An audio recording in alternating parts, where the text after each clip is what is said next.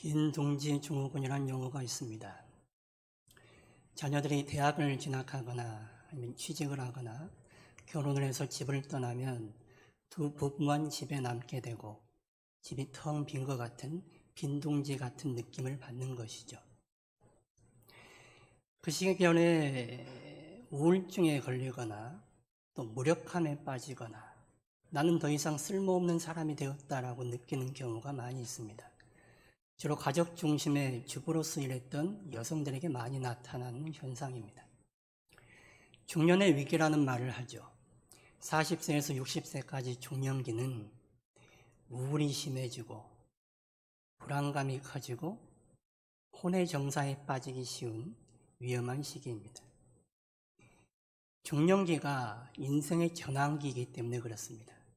특별히 남성의 경우에 자살률과 이혼율과 별거가 증가합니다. 불안이 커지는 시기입니다. 그 전까지만 해도 앞만 보고 달려왔습니다. 학교를 졸업하고 취직을 하고 결혼을 하고 애를 낳고 애를 키우고 자기 하는 일에서 최선을 다해 인정받기 위해서 달려왔습니다. 그런데 어느 순간 시간을 지나서 보니 아이들은 훌쩍 자라있고 자기는 늙어있고 힘이 약해졌다는 것을 보게 됩니다. 자기 하는 일에서도 그만두고 다른 일을 찾아봐야 할 상황도 생기죠. 이런 상황 속에서 방황하게 되는 것입니다. 중년기가 인생의 단계가 바뀌는 시기인데 그 인생의 전환기를 잘 다루지 못하기 때문에 중년의 위기가 발생하는 것이죠. 칼 융이라는 정신분석학자는 중년의 시기의 특징을 허탈감과 무력감 두 단어로 얘기를 하고 있습니다. 인생이 허탈하고 무력한 거예요. 그러면서 중년기에 중요한 가치관의 변화가 일어나는데 그 전까지는 생물학적 관점으로 살다가 중년기가 되면 문화, 종교, 철학적인 데로 관심이 옮겨간다는 거죠. 다시 말하면 정신적인 것에 관심을 두기 시작한다라는 말입니다. 그 전까지는 생물학적이고 육체적인 관점을 가지고 살아가던 사람들이 중년기를 지나면서 정신적인 관점을 가지고 살아간다는 얘기입니다. 이것이 잘 전환되지 않으면 정신의 빈곤함을 느끼게 되는 거예요. 그래서 뭔가 비어있는 느낌, 허탈하고 무력한 느낌을 가지게 되는 것입니다. 생물학자인 최재청 교수님이라는 분이 계십니다. TV 강연에도 많이 나와서 일반 대중에게도 친숙한 분이죠. 얼마 전에 제가 이분 영상을 봤는데 이분의 아내가 기독교 집안입니다. 몇 대째 신앙생활하고 있는 유력한 기독교 가문이에요. 이 아내분이 결혼하는 조건으로 이 교수님께 교회 출석하는 걸 들었습니다. 그래서 남자는 신앙이 없는데 아내를 따라서 교회를 출석하는 거예요. 가정의 평화를 위해서 같은 종교를 가지고 살아가는 것이죠. 이분 말하는 것이 자기에게는 신앙은 아직 없답니다. 그런데 신앙인들이 신앙을 가지고 어려움을 헤쳐나가는 걸 보면 신앙의 힘이란 게, 종교의 힘이란 게 참 크구나라는 것을 느낀다는 거예요. 이분이 신앙이 없다 보니 창조론보다는 진화론을 가지고 자기 연구를 진행하고 모든 세상의 현상들을 분석해냅니다. 이분이 생물학자다 보니 많은 동물들을 관찰하고 연구를 하죠. 이분이 하는 말이 자기가 많은 동물들을 연구하고 관찰해 봤는데 종교를 가지고 있는 동물은 인간밖에 없더라 하는 말을 합니다. 인간만이 유독 종교를 가지고 있다는 거예요. 그 이유를 자기도 모르겠대요. 그 대단한 생물학자가 왜 인간만 종교를 가지고 있는지 이유를 설명을 하지 못하겠다는 것입니다. 진화론으로 설명이 되지 않는 것이죠. 그러면서 이분이 하는 말이 인간에게는 원래부터 종교적인 어떤 면이 있는 듯하다 이런 말을 합니다. 인간에게는 원래부터 종교적인 어떤 면이 있는 듯하다. 과학자답지 않은 말이죠. 인간은 영적 존재입니다. 영이신 하나님의 형상을 따라 영적인 존재로 지어졌습니다. 그래서 영이 채워지지 않으면 그 안에 빈곤함을 느끼게 되어 있습니다. 우리 배가 채워지지 않으면 배고픔을 느낍니다. 우리 영이 채워지지 않으면 영의 고품을 느끼는 거예요. 사람들은 영이란 게 뭔지 모르니 그저 뭔가 허한 것이죠. 무력하고 허무하기 그지없어요. 허탈감을 느끼고 사는 것입니다. 인생 나름대로 성공한 것 같고 애들도 잘 컸습니다. 그런데 사는 게 재미가 없습니다. 무의미합니다. 허무함에 빠집니다. 영이 빈곤하기 때문에 그래요. 그래서 현대인들은 영성에 관심을 갖고 살아가죠.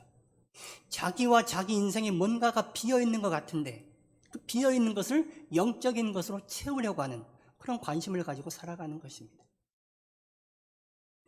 우리 영의 빈곤함, 허함을 무엇으로 채워야 하는가? 오늘 본문이 거기에 대해서 말씀하고 있습니다. 지난 시간 살펴본 대로 많은 사람들이 예수님께 찾아와서 양식을 구했습니다. 썩을 양식을 구한 것입니다. 예수님을 찾은 것이 아니라 썩을 양식을 구하고 있는 그 사람들을 바라보면서 예수님께서 안타까이 여기시는 것이죠. 그리고 그들의 시선을 돌리려고 하시는 거예요. 그들이 여전히 썩을 양식을 바라보고 살아가는데 31절 하반절을 보십시오. 우리 조상들은 광야에서 만나를 먹었나이다 이러면서 34절에 주여 이 떡을 항상 우리에게 주소서라고 말하고 있습니다. 조상들이 먹었던 이 썩을 양식 만나, 그 만나 우리도 주어서 먹게 하옵소서라고 요청하고 있습니다. 썩을 것, 눈에 보이는 것만 보고 살아가는 것입니다. 예수님께서 그들의 시선을 옮기고자 하십니다. 32절과 33절 말씀 보십시오. 우리 말씀도 같이 읽어보겠습니다. 예수께서 이르시되 내가 진실로 진실로 너희에게 이르노니 모세가 너희에게 하늘로부터 떡을 준 것이 아니라 내 아버지께서 너희에게 하늘로부터 참 떡을 주시나니 하나님의 떡은 하늘에서 내려 세상에 생명을 주는 것이니라. 모세가 만나를 준 것이 아니라 하나님께서 준 것이다. 하나님이 주신 떡은 생명을 주는 떡이다. 그 생명의 떡이 뭐냐? 35절에서 말씀하십니다. 우리 35절도 같이 읽어보실까요? 예수께서 이르시되 나는 생명의 떡이니 내게 오는 자는 결코 줄이지 아니할 터이요 나를 믿는 자는 영원히 목마르지 아니하리라. 하나님께서 생명을 주시는 떡, 그 생명의 떡이 바로 예수님이시다라고 말씀하고 있는 것입니다. 요한복음 4장에서 예수님께서 수가성 여인을 만나 우물물에서 시작해서 영생의 샘물로 그 여인의 시선을 옮기셨습니다. 육체적인 데서 영적인 데로 시선을 옮긴 것입니다. 오늘 요한복음 6장에서도 오병이어의 보리떡에서 시작해서 생명의 떡으로 사람들의 시선을 옮기셨습니다. 육체적인 데서 시작해서 역시 영적으로 옮기신 것입니다. 예수님은 하나님이 보내신 생명의 떡, 우리 인간의 영혼을 채우기 위해서 주어진 떡입니다. 인간의 줄인 영혼을 무엇으로 채워야 하는가? 하나님의 생명으로 채워야죠. 그 하나님의 생명이 뭐냐? 바로 예수님이란 거예요. 생명의 떡인 예수님, 그 예수님으로 채워지도록 하기 위해서 예수님께서 이 땅에 오신 것입니다. 예수님이 우리가 마셔야 할 영생의 샘물이고 예수님이 우리가 먹어야 할 생명의 떡입니다. 세상에 다른 물을 마시고 세상에 다른 떡을 먹을 것이 아니라 영생의 샘물이요 생명의 떡인 예수님을 먹고 마셔야 하는 것입니다. 이스라엘이 광야에서 먹었던 떡은 일시적이고 물질적인 것이었습니다. 그러나 생명의 떡으로 오신 예수님은 영원한 것이고 영적인 것입니다.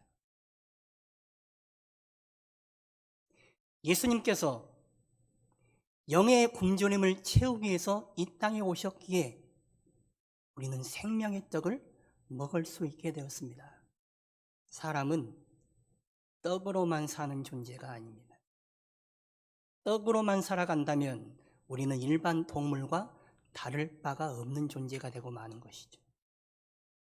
생명의 떡을 먹을 때에 우리 영혼이 채워지는 것이고 우리 영혼 안에 하나님의 생명이 부여될 때에 우리는 일반 동물과 다른 영생의 삶, 하나님의 생명 가운데 살아가는 존귀한 존재가 되는 것입니다. 내가 생명의 떡이다. 구약 성경에서 떡, 양식이란 것은 하나님의 말씀을 가리킵니다. 하나님의 말씀으로 이 땅에 오신 주님, 예수님, 그분이 바로 하나님께서 우리에게 주신 말씀, 우리가 먹고 들어야 할 생명 그 자체이다라고 말하고 있는 것입니다. 아모스 8장 11절과 12절 말씀 보십시오. 우리 말씀도 같이 읽어보실까요? 주 여호와의 말씀이니라. 보라, 날이 이를지라. 내가 기근을 땅에 보내리니 양식이 없어 주림이 아니며 물이 없어 가람이 아니요 여호와의 말씀을 듣지 못한 기갈이라. 사람이 이 바다에서 저 바다까지 북쪽에서 동쪽까지 비틀거리며 여호와의 말씀을 구하려고 돌아다녀도 얻지 못하리니. 마실 물이 없어서 목마른 것이 아니라 먹을 양식이 없어서 배고픈 것이 아니라 여호와 하나님의 말씀이 없어서 기갈에 빠진다, 굶주린다라고 말하고 있습니다. 세상의 물, 세상의 양식, 그것이 우리를 채우고 우리를 살리는 것이 아니라 하나님의 말씀, 하나님의 양식, 하나님의 떡이 우리를 살리는 것입니다. 그렇게 하나님의 말씀으로 오신 예수님, 우리에게 생명의 떡, 생명의 말씀으로 오신 예수님, 그 말씀 먹고 그 말씀 듣고 살아가는 것이지 세상의 떡만 먹고 세상의 물만 먹고 마셔봐야 우리에게 생명이 주어지지 않습니다. 우리가 굶주리고 기갈함을 느낄 뿐입니다. 성도 여러분, 생명의 떡이신 예수님께서 우리에게 주어졌는데, 생명의 말씀이 우리에게 주어졌는데 그 생명 놔두고 무엇 드시려 하십니까? 다른 것 드시겠습니까? 유대인들은 오병이어의 표적을 보고도 다른 표적을 요구했습니다. 다른 거 보여달라는 거예요. 그거 봤으면 충분하지 않습니까? 그런데 또 다른 거 보여달라는 것입니다. 이들에게 관심 있는 것은 생명의 떡, 생명의 양식, 생명의 말씀이신 예수님 그분이 아니라 자기들 눈에 보이는 뭔가 기적거리예요. 그저 기적만 즐기고 살아가는 것입니다. 기적은 일상적으로 일어나는 게 아닙니다. 늘상 있는 게 아니에요. 하나님의 능력과 은혜가 늘상 우리에게 주어지는 것도 아닙니다. 기적만 바라보고 살아가는 것이 아니라 하나님이 우리에게 주시는 그 기적을 통해서 우리는 기적의 주인이신 예수님 바라보고 살아가는 거예요. 그 예수님 바라보고 살아가니 우리 손에 세상의 떡이 들리지 않아도, 세상의 떡이 보이지 않아도 생명의 떡이신 예수님 바라보고 살아가는 것입니다. 예수님으로 생명 누리고 살아가는 거예요. 당시 유대인들은 로마의 압제에 시달렸습니다. 그리고 그 밑에서 일하는 세리들의 수탈로 고생했습니다. 먹을 떡이 아쉬운 상황이었습니다.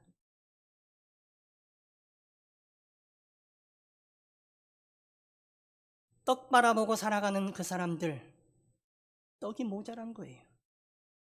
우리 삶도 그러지 않습니까? 떡이 모자라잖아요. 먹을 떡이 모자란 거 아닙니까? 그러니 떡만 바라보고 살아가는 거잖아요. 경기는 안 좋고 물가는 상승하고 떡은 모자라요. 떡만 쳐다보고 살아갑니다. 떡을 위해서 열심히 살아갑니다. 주일도 빼먹고 자기 할 일도 안 하고 어떻게든 자기 양식만 채우려고 그렇게 아등바등 살아갑니다.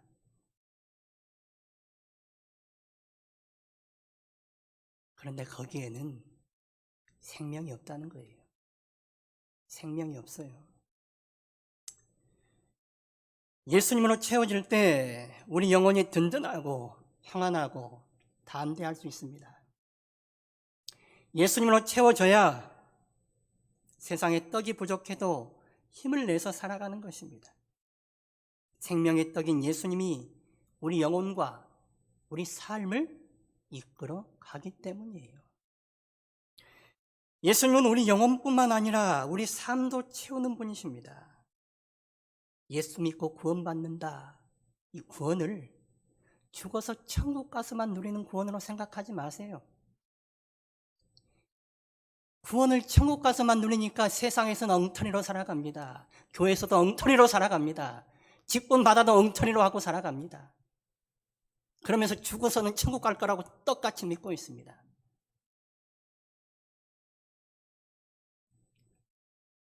죽어서 천국 가서 구원 얻는 거 아니에요. 죽어 천국 가서 구원받을 사람은 이 땅에서의 삶도 다른 거예요. 여러분의 삶을 보면 천국 갈 사람인지 못 갈 사람인지 보여요.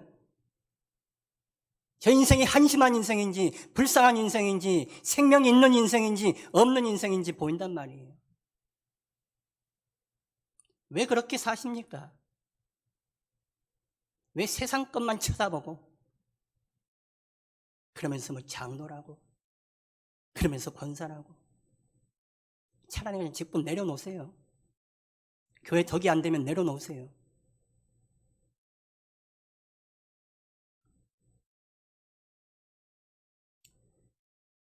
예수님은 우리 영혼을 천국에서만 보호하시는 게 아니라 이 땅에서도 보호하고 인도하십니다. 이 땅에서도 생명의 떡을 먹고 살아가는 사람들, 예수님의 생명이 나타나는 삶을 살게 만드시는 거예요. 우리 안에 예수님의 생명의 떡을 먹는데 생명의 삶이 나타나지 않는다면 예수님의 생명의 떡을 드시고 있지 않은 거예요. 세상 것만 열심히 먹고 있는 거예요. 세상 것은 열심히 먹으려고 하는데 세상 것 열심히 먹어서 뭐예요? 주님을 위해서 돈 한 푼도 안 내놓고 11조도 안 하고 주님을 위해서는 봉사도 안 하고 기도도 안 하고 예배도 안 하고 그게 무슨 신앙입니까? 생명의 떡을 먹는 사람이 어떻게 그런 모습으로 나타날 수 있습니까? 39절에서 40절 말씀 우리 같이 한번 읽어보겠습니다. 나를 보내신 이의 뜻은 내게 주신 자 중에 내가 하나도 잃어버리지 아니하고 마지막 날에 다시 살리는 이것이니라. 내 아버지의 뜻은 아들을 보고 믿는 자마다 영생을 얻을 이것이니 마지막 날에 내가 이를 다시 살리리라 하시니라. 예수님은 자신에게 주어진 영혼을 하나도 잃지 않고 마지막 날 다 살려내는 것이 하나님의 뜻이다. 그것이 나의 일이다 라고 말씀하고 있습니다. 당신에게 주어진 영혼을 마지막 날 영생의 길로 인도하는 것, 그것이 바로 예수님이 하시고자 하는 일이었습니다. 그게 하나님의 뜻이었습니다. 그래서 우리 가운데 성령을 보내신 거예요. 성령을 보내셔서 우리가 예수님이 생각나게 하고 예수님의 말씀 따라 살아가게 하는 거예요. 장로인데 예수님 말씀 따라 살아가지 않는다. 그 장로입니까? 믿음이 없는 자를 장로로 세워놓으니 교회가 문제가 생기는 거예요. 믿음이 없는 자가 장로가 됐으면 말씀 열심히 먹고 생명의 말씀 들어서 장로 노릇해야 될 거 아니에요. 종기는 살이 아닙니다. 암세포는 내 살이 아니에요. 아낄 필요가 없어요. 잘라내야 되는 거예요. 내가 암세포인지 종기인지 생각해 보세요. 생살 잘라내려 하지 말고 종기부터 잘라내야 돼요. 말씀이 먹히지 않는 종기, 말씀으로도 살려낼 수 없는 종기, 종양, 악성 종양 잘라내야죠.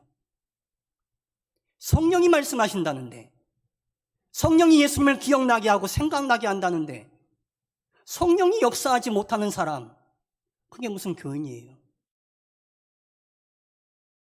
자기 썩을 양식은 위해서는 열심히 일하는데 주일도 빼먹고 예배도 빼먹고 기도는 한 자리도 안 하면서 뭐 하겠다는 거예요? 뭘 위해서 사는 거예요? 교회의 덕이 되는 게 아니라 새신자들, 일반 성도들의 덕이 되는 게 아니라 교회를 오히려 어렵게 만들다면 엉터리 아닙니까? 세상의 떡은 일시적인 떡입니다. 그것은 우리에게 기쁨과 평안을 줄 수 없습니다. 그런 세상의 떡만 바라보고 살아가는 사람이 참 교인일까요? 예수님이 주시는 예수님 생명의 떡은 영원한 것이죠. 영적인 것이고 우리에게 생명을 주는 것입니다. 한국인들은 밥심으로 산다는 말을 합니다. 요즘은 밥을 잘 먹지 않고 먹을 게 많으니 이 말도 옛말이 되었습니다마는 구한말에 우리 조상들 사진 찍어 놓은 거 보면 밥그릇도 상당히 큽니다. 요즘 국그릇 같아요. 거기다가 무슨 고봉밥을 먹습니다. 먹을 거라고는 밥밖에 없으니 밥만 먹고 그 밥 많이 먹어서 힘든 삶을 살아내는 거예요. 우리가 먹을 게 뭡니까? 우리가 먹을 것은 생명의 떡인 예수님이에요. 그리스도인에게 양식은 생명의 떡, 생명의 말씀, 생명의 양식인 예수님입니다. 그 예수님 먹고 그 예수님으로 채워져서 힘든 세상을 살아내는 거예요. 그리스도인답게 살아내는 것입니다. 그리스도인들이 모여있는 교회는 흥왕할 수밖에 없잖아요. 그리스도인들이 모여있다면, 생명의 떡으로 충만한 사람들이 모여있다면 교회가 들썩들썩하지 않겠습니까? 그러지 않으니 반대적으로 교회가 들썩거리는 거예요. 교회가 분열되는 거예요. 분열되는데도 자기 자리 안 지켜요. 어려울 때 자리 지키는 사람이 진짜 일꾼이에요. 성가대 한번 보세요. 제가 어지간한 말 안 하려고 그래요. 제 눈에 띄지 마세요. 저 옆으로 앉으세요, 다들. 성가대에 앉아있던 장로님들 다 어디 가셨어요?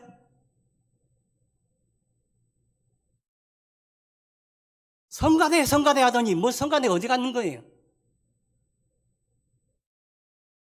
코로나 때 다른 교회들은 시에서 성가대 서지 말라 해도 섰습니다.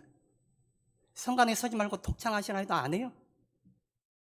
성가대 설만한데도 쉬게 해달라는 거예요. 뭐가 그리 무서우세요?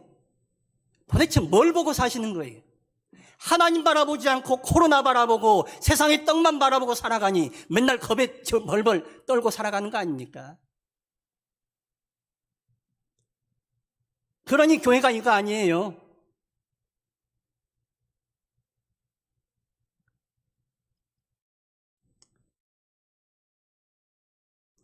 쇼펜하우라는 철학자가 이런 말을 했습니다. 인생은 욕망과 권태를 오가는 시계추와 같다. 우리가 뭔가를 바랍니다. 뭔가를 욕망해요. 가지고 싶어 해요. 가령 최신형 스마트폰이나 전자제품, 멋진 자동차가 나오면 가지고 싶어 합니다. 욕망합니다. 그것을 갖습니다. 그러면 기쁨이나 행복이 오래 갈 것 같죠? 오래 가지 않잖아요. 조금 시간 지나면 밋밋해집니다. 그리고 이내 권태가 찾아옵니다. 그리고 또 다른 것을 욕망하죠. 더 나은 것, 더 멋지고 더 좋은 것. 그렇게 인생이 욕망과 권태 사이를 오가는 시계추와 같다는 거예요. 욕망했다가 그걸 얻으면 또 이내 권태에 빠지고 또 다른 것을 욕망하고. 우리 인생이 이렇게 욕망과 권태 사이를 오가다 마친다면 얼마나 서글프고 허무한 인생입니까? 배고프면 짖고 배부르면 들어 누워있는 개와 다를 게 없는 인생 아닙니까? 동물과 같은 인생이에요. 우리 삶이 목적도 방향도 없고 무의미하고 무기력하게 살아간다면 우리가 세상의 것만 먹으려 해서 그렇게 살아가는 거예요. 하나님의 생명, 하나님이 우리에게 주시는 생명의 말씀이신 예수님, 그 예수님으로 채워지지 않으니 세상의 것만 욕망하고 권태 가운데서 무기력하게 무의미하게 삶을 보내는 것입니다. 성도 여러분, 하나님의 형상대로 창조된 여러분들이 그렇게 하찮은 인생으로 삶을 살기를 원하십니까?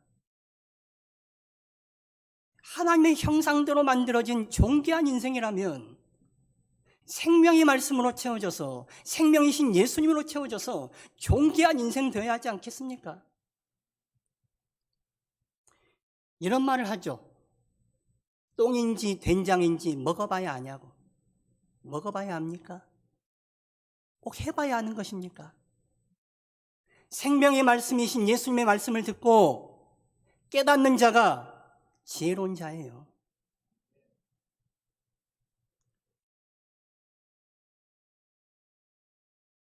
인생이 무기력하고 무의미함을 느낍니다.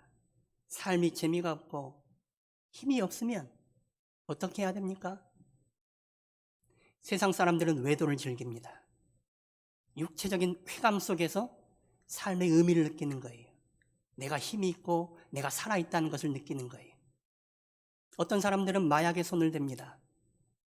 뽕을 맞으면 뿅 간다 그래요. 여러분, 힘이 없고 사는 게 재미가 없으면 뽕 한 대 맞아보실랍니까? 뽕을 맞으면 기분이 막 하늘을 붕붕 나는 것 같답니다. 힘이 막 생긴대요. 사는 게 막 재미가 있대요. 행복하대요. 그런데 여러분, 왜 뽕을 안 맞습니까? 그 결말을 아시기 때문이잖아요. 그 결말이 뭐예요?